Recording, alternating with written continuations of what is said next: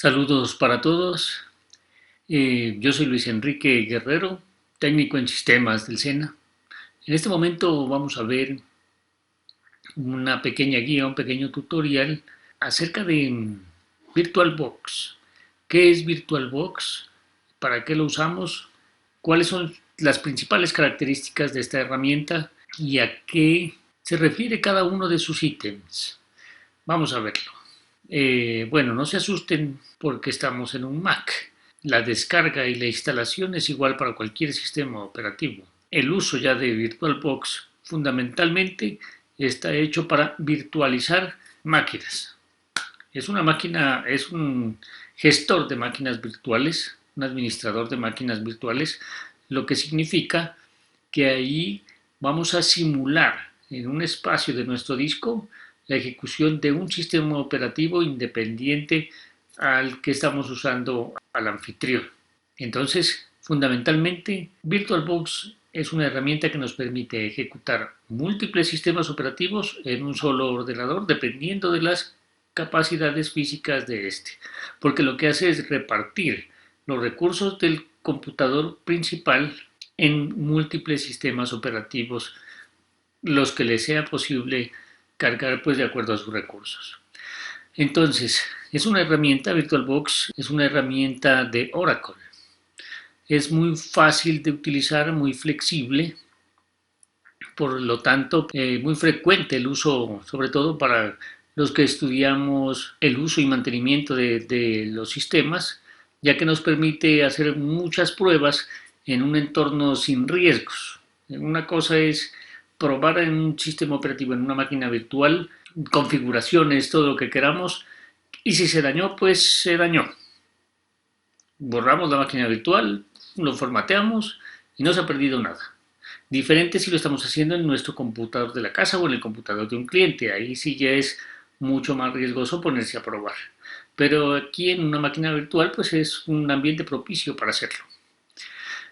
Bueno, entonces, para descargarlo pues nos dirigimos principalmente a la página de Oracle. Entonces,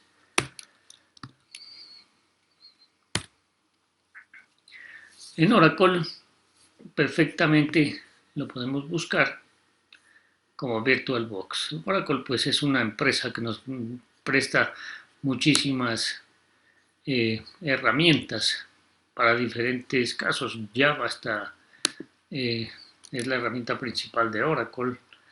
Pero entonces, en este caso, vamos solamente a tratar VirtualBox.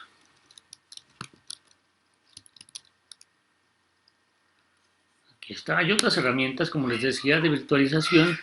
Hay unas mucho más complejas y otras que pueden ser muy sencillas ya, como Virtual PC de Microsoft, es muy sencilla y enfocada solamente a Windows.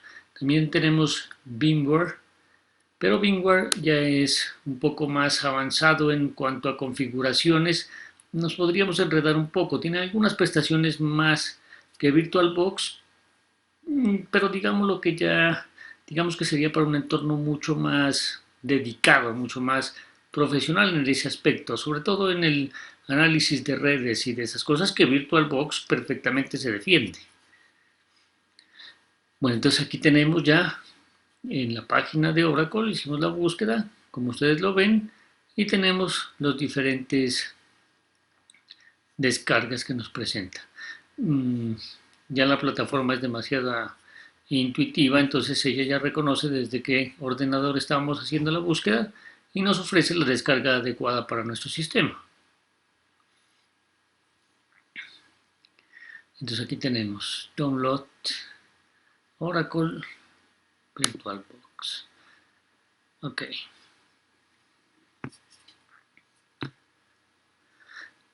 Aquí están las diferentes plataformas, Windows de 64 bits, MacOS y las diferentes eh, distribuciones de Linux para que la que necesitemos. En este caso, pues vamos a descargar esta, ya que estamos aquí en un Mac.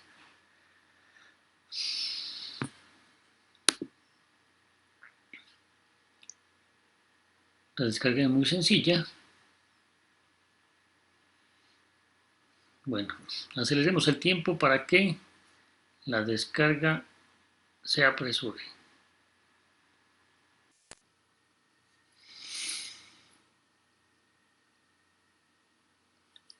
Bueno, pues ya lo tenemos instalado, entonces vamos a nuestras aplicaciones y aquí lo encontramos. Bueno, lo ejecutamos, iniciemos esto y aquí tenemos, este es la interfaz típica general de VirtualBox, no importa el sistema operativo, es prácticamente igual. Entonces, ¿qué es lo primero que vamos a hacer? Como les dije en un comienzo, hay que mirar primero la arquitectura del sistema operativo que vamos a montar. Si es de 32 bits o si es de 64 bits. Entonces, aquí tenemos algunas preferencias. Las preferencias, lo que podemos hacer es ubicar la carpeta donde vamos a guardar nuestras máquinas virtuales. Aquí pues tenemos una carpeta predeterminada, si queremos la dejamos ahí. Si tenemos dos particiones de disco, una para documentos, otra para el sistema operativo, es mejor mover esta ruta predeterminada y colocarla en la carpeta de documentos para que en el caso de tener que formatear en nuestro sistema operativo no tengamos la pérdida de nuestras máquinas virtuales.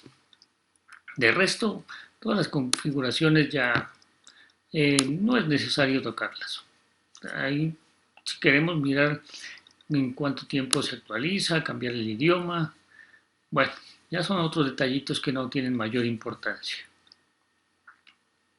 Fundamental, cambiar la ruta de nuestras máquinas virtuales donde van a estar almacenadas en el caso de que tengamos más de una partición.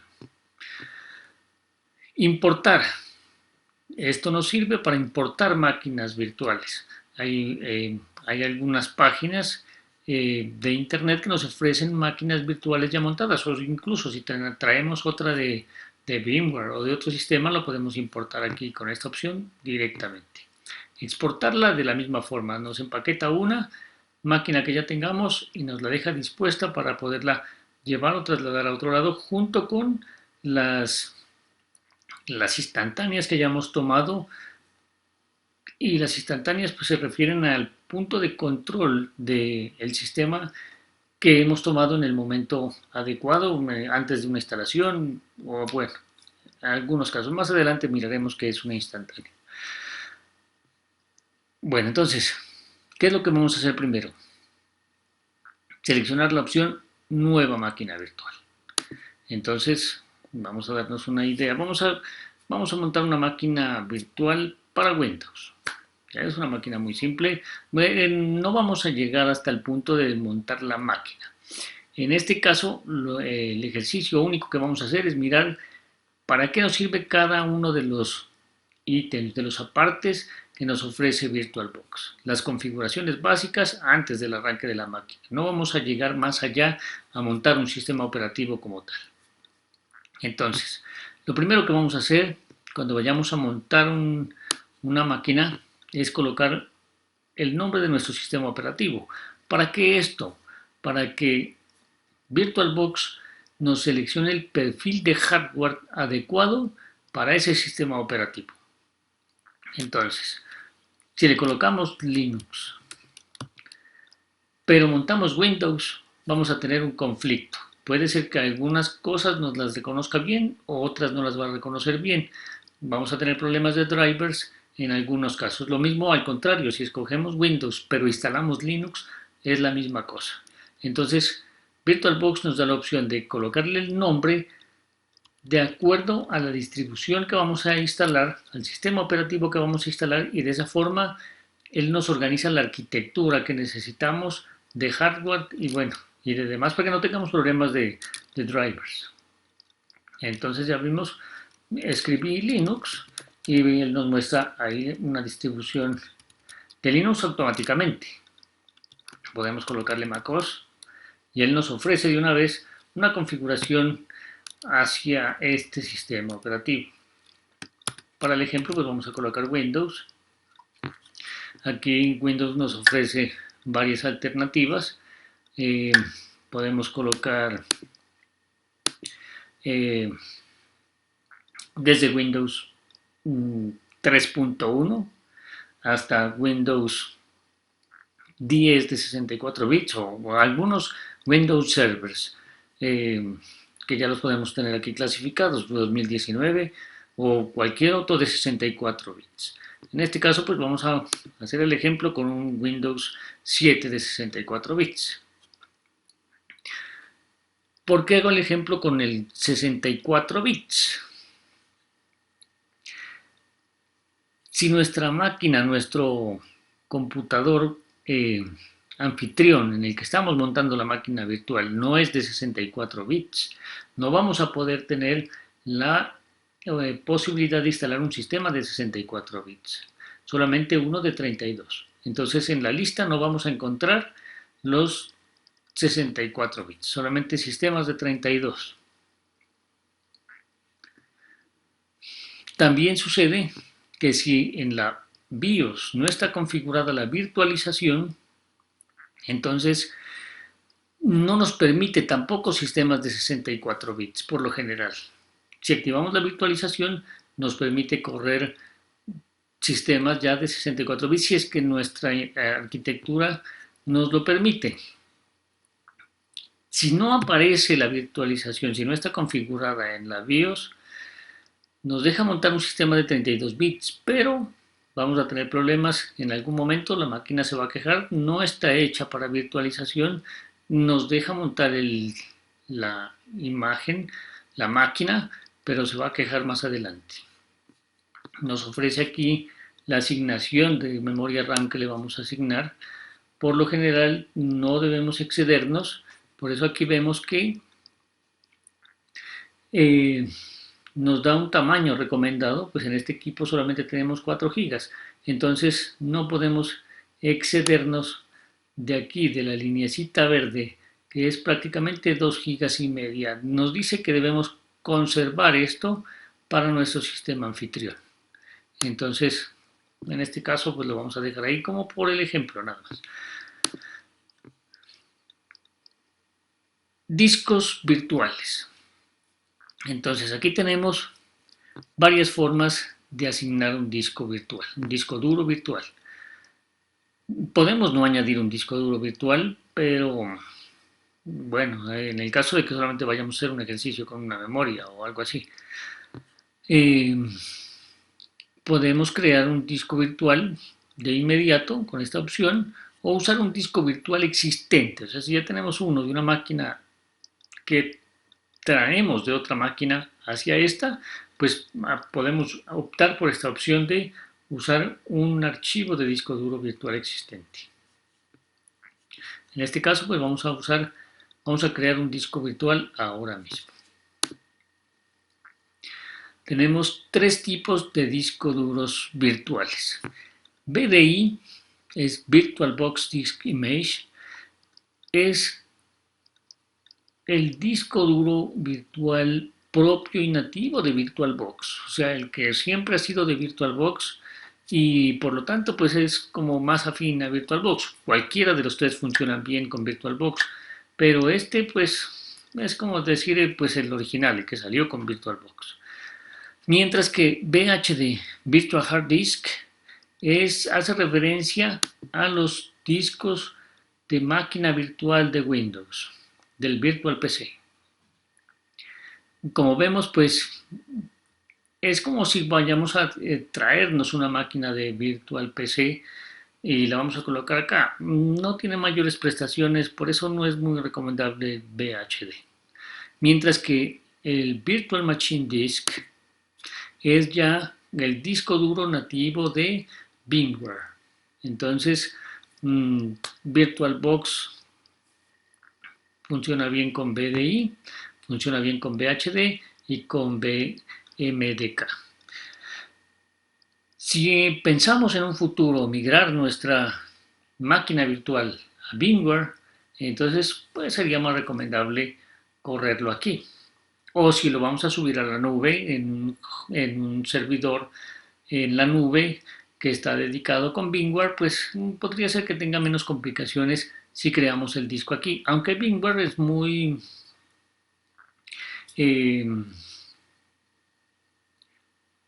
VMware es compatible también con los discos de VirtualBox. Entre los dos se comparten muchas cosas, entonces no hay mayor problema. En este caso, pues vamos a crear el disco de VirtualBox normal.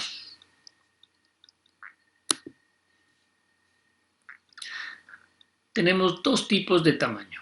Tamaño reservado dinámicamente y tamaño fijo. Entonces, ¿a qué se hace referencia esto?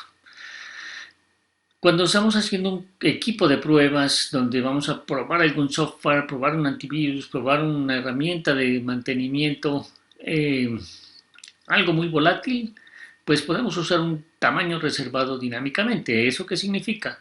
Que nosotros le asignamos 30 gigas de disco duro a nuestro disco virtual. Esas 30 gigas las va a tomar de nuestro disco, de nuestro computador. Pero le decimos reservado dinámicamente. Eso significa que puede llegar a ocupar los 30 gigas, pero en el espacio físico del disco va a estar ocupando solamente lo que tengamos instalado en el momento. Entonces, si solamente hemos montado el sistema operativo, uno o dos programitas, puede que no pase de las 5 gigas, entonces los 25 estarán reservados virtualmente, pero no estarán ocupando espacio en nuestro disco duro. Eso es la ventaja del disco dinámico. Sin embargo, el disco dinámico presenta el problema de la persistencia en el tiempo. Si vamos a usarlo por mucho tiempo, un tiempo muy prolongado, con mucho tráfico hacia él, o sea, una máquina virtual ya en línea funcionando para prestar varios servicios a diferentes usuarios, se va a colgar por la fragmentación del disco, por la forma en cómo graba la información en el disco, podría llegar a colgarse. En ese caso, VMware, VirtualBox recomiendan usar tamaño fijo, cuando ya la máquina es una máquina pensada a un largo tiempo. Pero si es para pruebas o para entornos muy volátiles, muy dinámicos, hacemos pruebas ahora, durarán 15 días, un mes y luego lo quitamos. Entonces es mucho más práctico el reservado dinámicamente. Por cuestiones de agilidad y por permanencia en el tiempo, se recomienda el tamaño fijo. El tamaño fijo significa que si le asignamos 35 gigas al disco duro, esas 35 gigas van a quedar ya destinadas de nuestro disco duro, reservadas y sacadas de nuestro disco duro para asignárselo al disco duro de la máquina virtual. Ocupará las 35 gigas, aunque solamente estemos usando 1 giga de él. Ese es el tamaño fijo.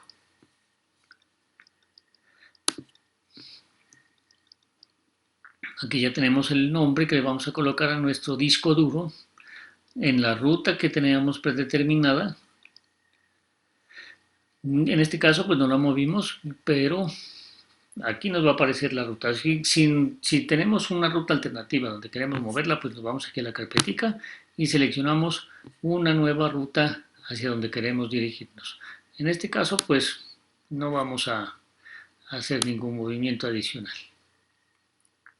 Aquí está el espacio que vamos a asignarle a nuestro disco duro. Si vamos a usar una distribución de Linux, muy probablemente con 32 GB sea suficiente. Si vamos a instalar algunos programas en Windows, dependiendo de la cantidad de espacio que vayamos a utilizar, pues podemos determinar qué tipo de disco duro vamos a montar, qué capacidad de disco duro necesitamos para lo que hemos pensado hacer. Entonces, pues podemos escoger toda la capacidad de nuestro disco duro. Él nos permite escoger toda la capacidad que nosotros deseemos. En este caso vamos a dejarle poquito porque no vamos a hacer ningún montaje de ningún sistema finalmente. Bueno, creamos el disco duro. Se crea en la ruta que habíamos dicho. Y ya está. Ahí ya prácticamente ya tenemos nuestra máquina virtual. Como les digo, es igual en cualquier sistema operativo, Linux, Windows o Mac. Ahora sí, lo que vamos en esta pequeña charla, en este pequeño tutorial, es simplemente mirar desglosadamente a qué hace referencia cada uno de los ítems que nos ofrece la configuración de VirtualBox. Entonces entremos a la configuración. Una vez montada la máquina, mejor dicho, creada la máquina así como la hemos creado en este momento, paso seguido es ir a la configuración. La configuración es como entrar a la setup. Entonces, ¿qué tenemos aquí? En la vista general, en este Mac, pues se ve de esta manera. En Windows los menús cambian un poquito, pero el contenido es el mismo, prácticamente el mismo. Cambia la vista, el diseño, pero el resto, el contenido y los ítems son exactamente los mismos. Aquí vemos el nombre de nuestra máquina virtual. No hemos ejecutado nuestra máquina virtual todavía, está ya estructurada. Podemos todavía modificarle alguna que otra cosa, aunque pues ya los pasos que hemos hecho previamente pues son acordes a lo que necesitamos. Aquí pues como le habíamos puesto Win, podemos completarlo si queremos.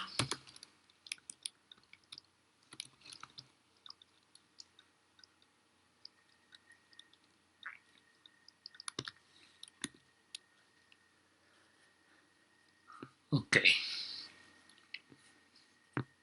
Vayamos a sistema. En sistema pues vemos la cantidad de memoria que le hemos asignado, la cantidad de procesador que le hemos asignado y la aceleración. Entonces, tenemos también la orden de arranque, ya no usamos disquetes en ninguna parte. Este es igual que la BIOS, donde uno escoge de dónde quiere que arranque primero. Al principio pues vamos a arrancar desde la imagen, desde el disco óptico para poder instalar el sistema operativo. Luego podemos cambiar el orden o desactivar el arranque por el disco óptico y dejar solamente el disco duro.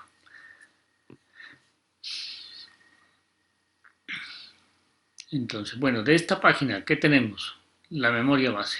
Como ya hemos dicho, la memoria RAM que podemos asignarle llega hasta la lineecita verde. Eso ya lo habíamos mencionado al comienzo. Depende, todo en la máquina virtual depende de los recursos que tengamos en el equipo anfitrión. No vamos a poder colocarle más y tampoco podemos colocarle el total. Chipset. Chipset hace referencia a los procesadores, el tipo de procesador y de chipset que vamos a correr en nuestra máquina. Por lo general, para Windows, este es el adecuado. ISH lo usamos únicamente cuando vamos a montar Mac. De resto podemos usar este tipo de referencia PX3 sin ningún problema. Dispositivo apuntador, pues ahí tenemos un ratón, o bueno, como lo queramos, ahí lo podemos seleccionar cualquiera. No tiene pierde. Habilitar EFI. Esto también solamente se utiliza para Mac.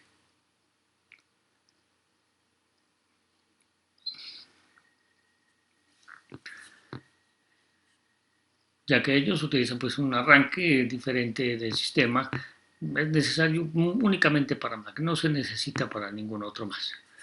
Procesador. Aquí tenemos todos nuestros cores disponibles y podemos asignar la cantidad que nosotros veamos necesario. Sin embargo, igual que la memoria RAM, tenemos una franja roja que es donde nos dice que no podemos excedernos de esa parte. Entonces, en este caso, como este equipo anfitrión tiene 4 cores, solamente podemos asignar 2. Límite de ejecución significa pues hasta qué rango vamos a ocupar esos cores. Entonces en este caso pues los podemos usar al 100%. Este PANX hace referencia a sistemas de cómputo muy antiguos. Si vamos a instalar un Windows 3.1, un Windows 1, podríamos necesitar habilitar el PAE. Mientras de resto, si ya es uno ya más avanzadito de Windows 95 para acá, ya no es necesario, ya funciona normal como venimos trabajando. Este ya es para sistemas operativos más viejitos. En la aceleración, pues ya VirtualBox nos permite hacer una aceleración un poquito más avanzada que antes. Esto nos muestra si nuestro equipo es apto. Aquí estas opciones no aparecen si no tenemos habilitada en la BIOS también eh, la virtualización, y aquí nos permite heredar en esta opción pues, de aquí, heredada, nos permite heredar la misma virtualización que usamos en nuestro anfitrión junto con nuestra máquina virtual. Nuestra máquina virtual podría alojar otra máquina virtual heredando esto. Y podemos hacer lo mismo con Hyper-V, que es la característica del procesador Intel de virtualizar, de permitir la separación ya emularse el mismo, fragmentarse para poder repartirse en diferentes sistemas operativos. Y KVM pues ya es la misma, pero es ya una virtualización más enfocada con VMware, como lo habíamos visto. Esta es la más común que se usa para Linux, para sistemas operativos de este tipo, y que se usa en todos los equipos que están ahorita en la nube. Por ejemplo, cuando cogemos un hosting de Google, por lo general usamos tipo KVM, virtualización tipo KVM. En este caso, pues vamos a dejarlo solamente en predeterminado. La idea, como les dije desde un comienzo, es veamos para qué sirve cada uno de esos ítems que tenemos allí. La paginación anidada, pues es ya la forma como distribuye en la memoria esta virtualización. Con esto estamos haciendo que podamos tener acceso a los recursos desde nuestro sistema operativo virtual. Bueno, ya vimos placa base, procesador y aceleración. En este caso, pues lo más adecuado para nosotros sería arrancar del disco óptico, luego se instalará en el disco duro el chipset P2X3 y bueno, la tableta, porque el Mac pues usa una tableta USB, pero podemos usar, como les dije, un ratón PS2 sin ningún problema, o una tableta multitáctil si fuera la que usamos en este momento, para que nos quede más fácil y más compatible lo que tenemos de hardware ahorita con lo que vamos a usar en nuestro sistema operativo virtualizado. Ok, vayamos a pantalla. En pantalla, ¿qué tenemos? Tenemos la memoria que se asigna al video. Es un poco limitada, no es una gran cantidad, porque, bueno, antes VirtualBox tampoco permitía la aceleración 3D, no tenía esa capacidad. Poco a poco han ido mejorando, pues ya vemos que puede asignarle una memoria más dedicada al video. No se pueden correr grandes cosas de aceleración 3D en una máquina virtual, más es para pruebas. No podemos jugar juegos con mucha aceleración, no se puede editar videos en una máquina virtual, es mejor hacerlo de una vez en el anfitrión, porque la virtualización no está todavía del todo definida para esos temas, más que todo es como para otro tipo de servicios. Claro, nos permite ahora habilitar, como vemos aquí, la aceleración 3D, y cuando la habilitamos nos permite asignarle un poco más de memoria al video, pero para algunos usos específicos, para algunas pruebas, para un test de software, alguna cosa pequeña, pero no para el uso ya cotidiano, el uso ya de producción.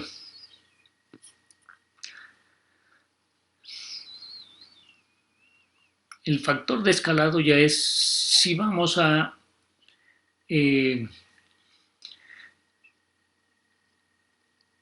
hacer un arreglo de pantallas. Entonces, si nuestro video nos permite conectar múltiples monitores, múltiples pantallas, entonces aquí nos permite escoger el factor de escalado de cada uno de ellos. En este caso, pues solamente tenemos una sola pantalla, entonces estará al 100%. Pantalla remota.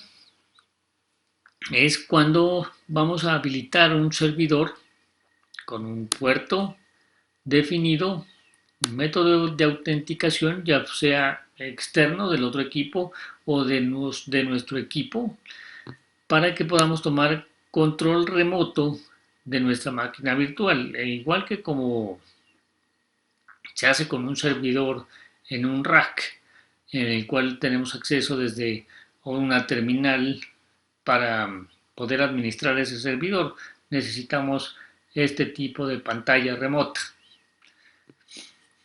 Se puede habilitar múltiples conexiones si lo queremos. Es muy práctico para mantener la máquina virtual si la vamos a tener en un equipo, porque se puede usar un servidor que tenga ciertas características para aprovechar al máximo el servidor. Podemos en el mismo servidor crear varias máquinas virtuales y cada una de ellas funcionar como un servidor independiente.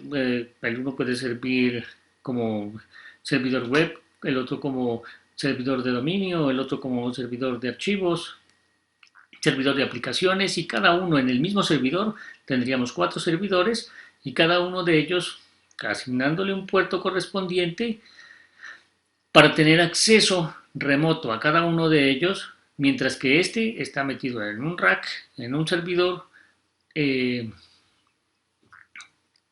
fuera de nuestro alcance, por decirlo así, físicamente.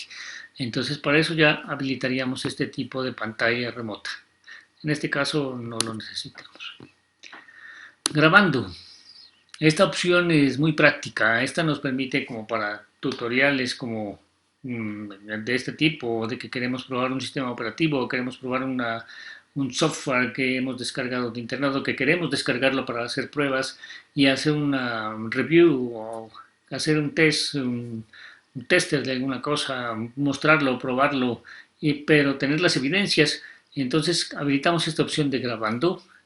Habilitamos aquí, digamos, decimos qué tipo de grabación queremos, la ruta donde queremos que se nos guarde nuestra grabación, la resolución, los FPS, la tasa de fotogramas, bueno, ya todo lo que tiene que ver con la grabación de el archivo en sí. Esto ocupa mucha cantidad de espacio en disco, entonces solamente lo vamos a usar si lo necesitamos y si pues nos va a servir para algo, ¿no? En este caso, pues no, porque nos quedaríamos sin espacio. Este equipo tiene muy poquito espacio. Pero es muy práctico para mirar qué es lo que sucede dentro de un sistema operativo, porque tendríamos grabado todo, todo desde el arranque, como empieza el sistema operativo, cómo empieza arrancando, cómo inicia, luego con la ejecución de los programas hasta que terminemos la sesión y lo apaguemos. Todo se queda grabado, desde el comienzo hasta el final. Eso es lo importante de esta opción de grabación. En este caso, pues lo dejamos deshabilitado. Bueno, no hay nada más que decir de esta opción de pantalla. Vayamos a la opción de almacenamiento. Bueno, acá tenemos los dos controladores que habíamos puesto, de disco duro y de unidad óptica. Son los más frecuentes, los más comunes. En este caso podemos, si necesitamos, asignar un nuevo controlador de disco duro. Lo podríamos seleccionar aquí. Tenemos varias opciones. Podemos usar un tipo SATA, o también tenemos la opción de colocar un tipo IDE.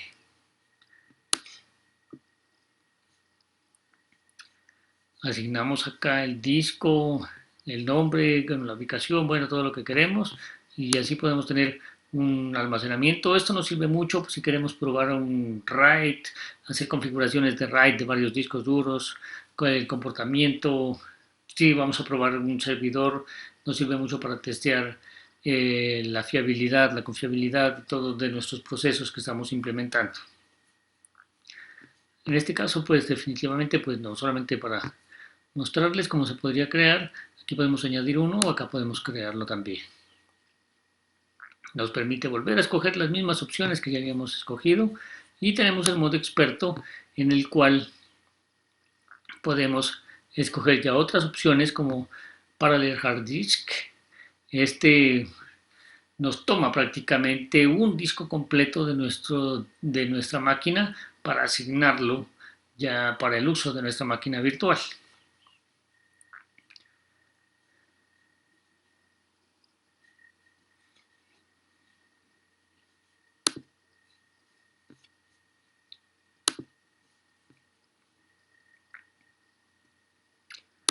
Ok.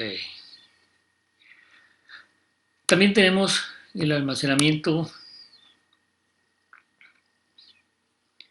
con la unidad de CD. Entonces, la unidad de CD tenemos varias alternativas. Tenerla como CD o DVD vivo, que significa que cuando está chuleada esta opción, el, el, el disco óptico que nosotros insertemos en nuestra unidad de CD o de DVD va a ser leído automáticamente por nuestra máquina virtual.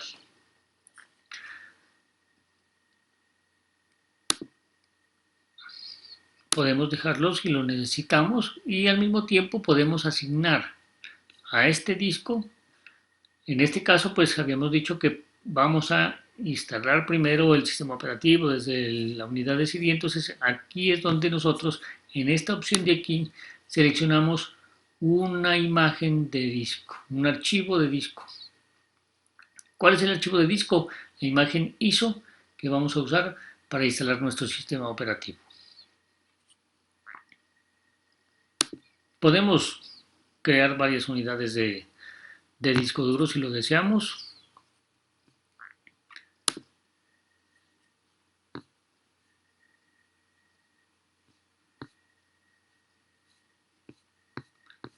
Varias unidades de CD.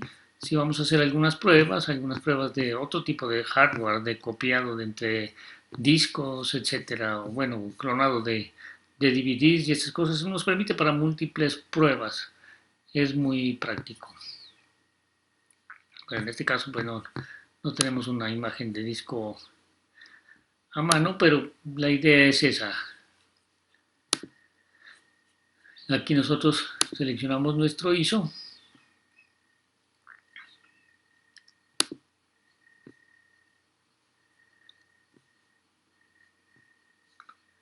Y ya nos permitiría instalar, ¿ok?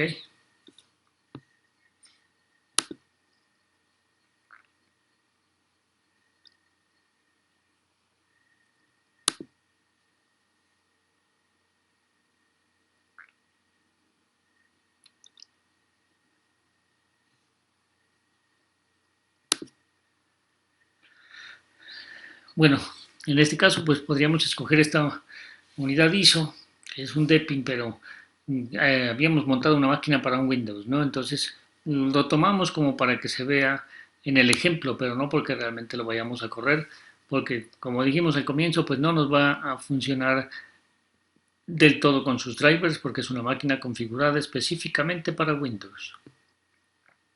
Si hubiésemos querido instalar Deepin desde el comienzo, pues entonces debíamos escoger desde el comienzo hacia dónde nos íbamos a dirigir, ¿ok? Bueno, entonces ya una vez que uno selecciona su máquina, su imagen ISO, entonces ya la vemos aquí asignada la imagen ISO a la unidad de CD. Cuando reinicie el sistema, lo que va a hacer es arrancar primero por el CD y bootear esa imagen ISO. Se graba ya en el disco duro y luego desconectamos esa imagen para poder arrancar desde el disco duro o también volvemos de nuevo a la configuración y le cambiamos las prioridades para que arranque ya definitivamente desde el disco duro. Aquí no tiene más opciones que hacer. Podemos agregar más discos, más unidades de CD, otros tipos de controlador, puede ser de cualquier otro tipo, SCSI, disquete, bueno, USB, aunque los USB tenemos una carpetica aparte en la opción de puertos. Ok, bueno, entonces ya lo tenemos aquí. Vamos a la opción de audio, no tenemos nada más que hacer aquí en la opción de almacenamiento. En audio, ¿qué tenemos? El audio que se va a asignar a nuestra nueva máquina, dependiendo también de el audio con el que manejamos nuestro anfitrión. Entonces aquí nos da unas opciones que podríamos utilizar, las más recomendadas. Podemos habilitar la salida de audio y también podemos habilitar la entrada si queremos que el micrófono esté funcionando dentro de nuestra máquina virtual. No hay nada más que hacer en esta opción. Sino que no lo necesitamos el sonido para nada porque vamos a montar un servidor, entonces le deshabilitamos el audio. ¿Eso para qué nos sirve? Para que no tengamos que instalar tantos drivers en un servidor donde no vamos a usar nada de esto. Un servidor no tiene ni pantalla, ni parlantes, ni ninguna cosa de estas, entonces no es necesario habilitar el audio para un servidor. El servidor tendrá su BIP normal de la board, pero no necesita poner música. Bueno, distintos eh, tipos de multimedia no los va a manejar un servidor para nada. Sobre todo pues un servidor web, un servidor de dominio, un servidor de archivos o uno de aplicaciones. En la red, bueno, en el tema de red vemos que nos permite montar 4 tipos de adaptadores. O sea, podemos montarle los 4 si queremos. Esta es una emulación de la red. Nos sirve cuando queremos hacer, podemos habilitarlos todos los que queramos. Nos permite hacer diferentes pruebas de red. Por ejemplo, en un servidor pues es más común tener una red para sacar solamente información, otra para recibir solamente conexiones, por ejemplo, para una página web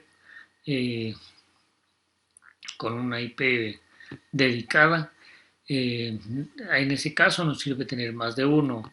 Si queremos hacer pruebas de racks, bueno, de diferentes tipos de configuración de red, nos sirve mucho tener estos diferentes adaptadores habilitados.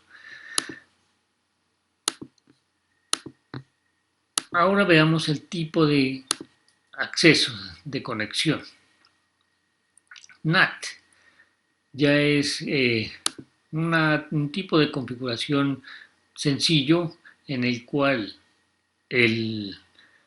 la máquina virtual va a colgarse de la red del anfitrión para poder tener internet. Entonces es una subred del servidor de la máquina del anfitrión.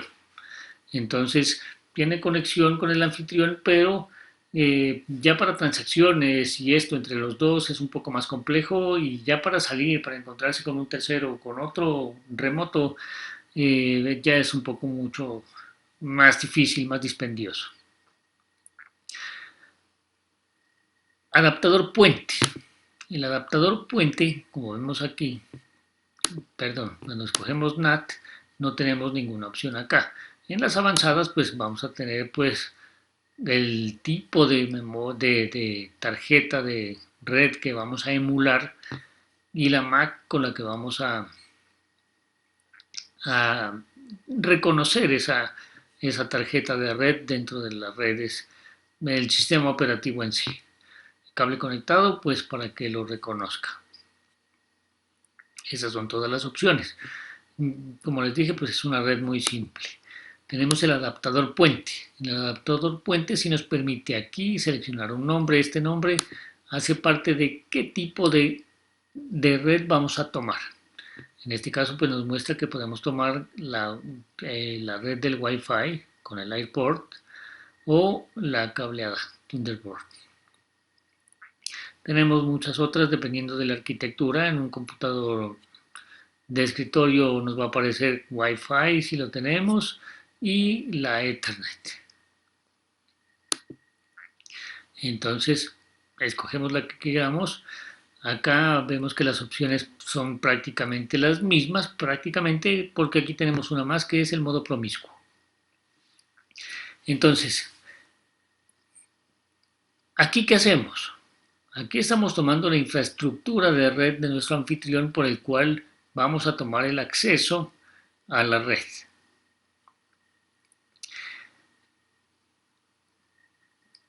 ¿Cuál es la diferencia del adaptador puente con el NAT?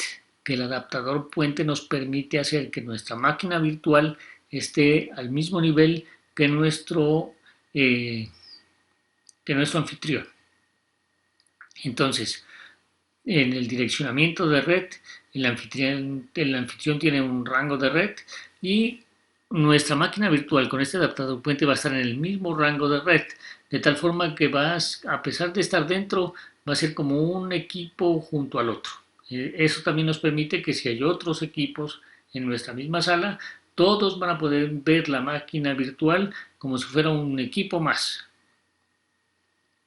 Este es muy práctico ya para cuando necesitamos recibir conexiones externas, abriendo puertos para que haya conexión desde afuera hacia alguna aplicación que tenemos. Este es el adaptador que necesitamos, el adaptador puente. Modo promiscuo, que es la opción que nos aparece nueva. Es la forma como vamos a recibir las conexiones y cómo vamos a interactuar en la red. Denegar pues significa que no hay ninguna interacción. O sea, a pesar de que este está en la red, no va a tener muy abiertas sus puertos, sus campos para poder acceder. Es un método muy seguro, pero pues no es muy práctico porque la máquina virtual es para hacer pruebas, ¿no? Permitir MBS es para que entre las máquinas virtuales haya comunicación abierta, pero es más restringida para los equipos que están fuera de las máquinas virtuales. Si queremos una comunicación fluida entre nuestra máquina virtual con todos los demás, es mejor permitir todo. Con esto ya todos los puertos los tenemos disponibles y estamos abiertos para cualquier tipo de pruebas. ¿Qué más tenemos aquí? Red interna. Red interna significa que únicamente vamos a tener conexión con, con los equipos que están en la red, pero no tenemos acceso al Internet. Es una intranet, sin acceso afuera, sin acceso externo. Adaptador solo anfitrión nos permite una conexión fluida entre la máquina virtual y el anfitrión, pero nada que ver con nada más. No hay interacción con ningún otro tipo de usuario. Controlador genérico, bueno, pues ese es mucho más simple. En el caso de que no nos funcione alguna o la tecnología es muy viejita, bueno, ha habido algunos conflictos, pues optamos por el controlador genérico. Pero cuando ya las otras no nos funcionan. RedNat es igual que la primera que habíamos escogido, que la NAT, solamente que en esta no hay acceso al Internet.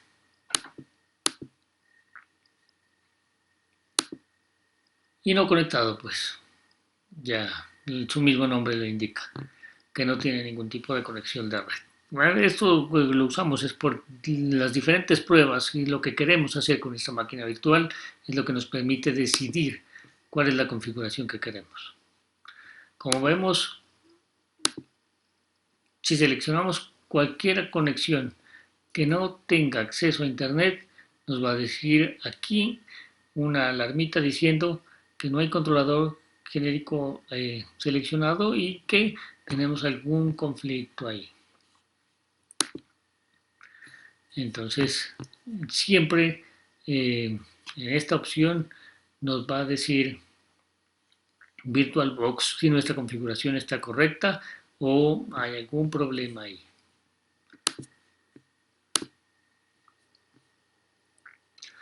Bueno, no hay nada más que decir de las redes, vayamos ahora hacia puertos. En puertos tenemos los puertos serie. Si vamos a hacer comunicaciones con diferentes herramientas, con PuTTY, con SSH, podemos habilitarlos con. Tenemos también tipo serie si lo necesitamos. Y ahí podemos ir habilitando pues los que sean necesarios.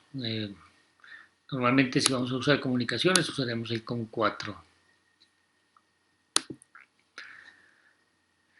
Este pues únicamente es para eso. Y si ya necesitamos USB, pues aquí tenemos. Tenemos dos tipos de configuración de USB. Podemos optar por un filtro con todos los campos establecidos. En este caso lo que nos permite es que cuando coloquemos un dispositivo en nuestra máquina, lo va a reconocer automáticamente. O también podemos agregar un filtro específico. Eso es si tenemos insertada una memoria en nuestro anfitrión y queremos pasarla para acá. Entonces ahí ya nos permite seleccionar. En este caso pues no tenemos ningún dispositivo conectado en este momento. Es muy simple, muy sencillo. Aquí pues en este caso solamente nos permite USB tipo 1.1, pero en las versiones de Windows y descargando el paquete de extras de VirtualBox nos permite ya configurar USBs 2.0 y 3.0. Sin embargo, pues simplemente la opción es seleccionarla aquí nada más. O podemos hacerlo internamente ya una vez esté la máquina corriendo, habilitarle esto con los add-ons correspondientes. Bueno, pasamos a carpetas compartidas. Carpetas compartidas tiene una particularidad. Aquí pues nos permite asignar una carpeta de nuestro disco anfitrión, o si estamos en red incluso podríamos llegar a escoger una carpeta compartida de otro equipo que ya esté siendo compartida para el resto de los usuarios. La podemos asignar aquí. Aquí al darle clic en la ruta nos va a permitir escoger exactamente cuál carpeta es la que queremos escoger de este disco o pues de los otros que estamos en la red. Como les digo, podemos buscar uno en la red o simplemente escoger una de nuestras carpetas. Una vez que la escogemos, cualquiera que ella sea, le podemos seleccionar la opción de que solamente para lectura o que la automonte, o sea que acá aparezca una vez arranque el sistema, aparezca ya montada, y le podemos colocar un punto de montaje, un nombre que para reconocerla. Bueno, en Windows puede ser una letra de unidad.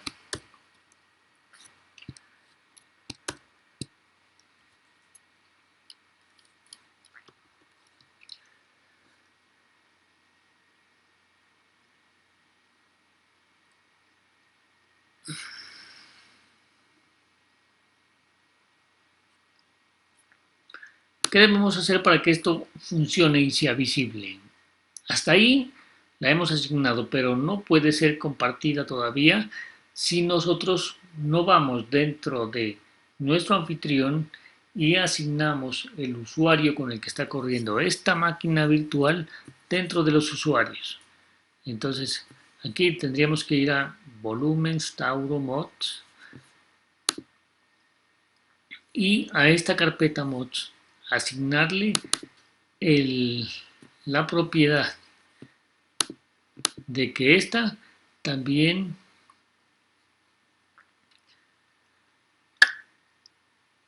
puede ser utilizada por otro usuario. Si nosotros no hacemos eso, no vamos a tener acceso. Pero entonces, en este momento, pues no tenemos ningún usuario porque no hemos instalado el sistema operativo todavía. Podemos tenerla seleccionada, podemos modificarla cuando queramos.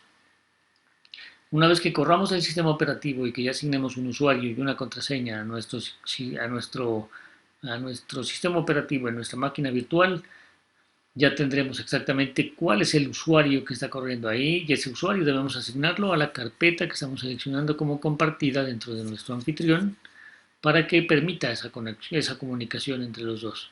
Una vez que esto suceda, pues ya es muy fácil trasladar información desde nuestra red a nuestra máquina virtual. Eso es lo que nos permite este tipo de carpetas compartidas. Es muy práctico. Eso es todo. En mi interfaz de usuario, pues esa solamente es la interfaz como queremos que nos muestre la cara de VirtualBox. No tiene nada que ver con nuestra máquina virtual, entonces eso ha sido todo por ahora. Una vez que ya ejecutamos el sistema y corramos nuestro sistema, vamos a tener al pie de nuestro sistema operativo estos iconos que están aquí y que son nuestras herramientas. Entonces, aquí vamos a tener la interacción del disco duro. Aquí vamos a tener el LED que nos va a indicar que se está leyendo el disco duro, que se está leyendo la unidad de CD, que se está leyendo la unidad de disquete, que hay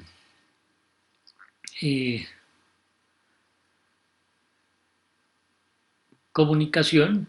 Aquí que las transacciones de red podemos asignar o administrar nuestras USBs como en cualquier equipo. Esta digamos que es la parte externa de nuestro computador, nuestro chasis, donde podemos modificar las distintas cosas. Aquí está la disposición de pantalla, las carpetas compartidas y bueno, aquí están los tipos de el manejo de virtualización y de memoria. Aquí está el uso del mouse y aquí tenemos nuestro botón que nos permite, este es el que nos indica cuál tecla debemos usar para liberar nuestro mouse, ya que una vez que empezamos a trabajar nuestro mouse queda capturado por nuestra máquina virtual y si queremos salir hasta esta interfaz debemos liberar nuestro mouse. Para eso presionamos la tecla que nos indica aquí. Aquí en Mac pues nos está indicando que es el Shift, pero entonces en el Command Shift, perdón,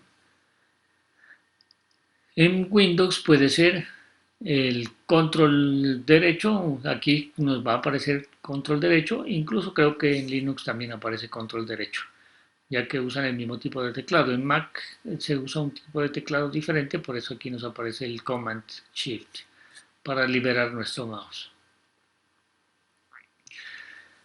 Eso es todo, compañeros. Espero que haya sido muy ilustrativa este tutorial, que sea de mucha ayuda para todos. Ya próximamente ya podremos correr una máquina virtual para que ya veamos una instalación directa de un sistema operativo ya corriendo sin darle tantas vueltas a la configuración básica de VirtualBox, que es la que hemos visto en este momento. Bueno, gracias a todos y que pasen una buena noche.